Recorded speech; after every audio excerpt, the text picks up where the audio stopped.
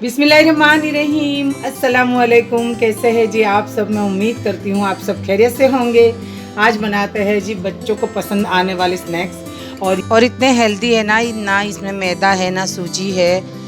तो इसकी full recipe आपको देखनी है तो मेरे यूट्यूब चैनल पर जाकर देख सकते हो, और चैनल को सब्सक्राइब नहीं किया है तो कर लेना।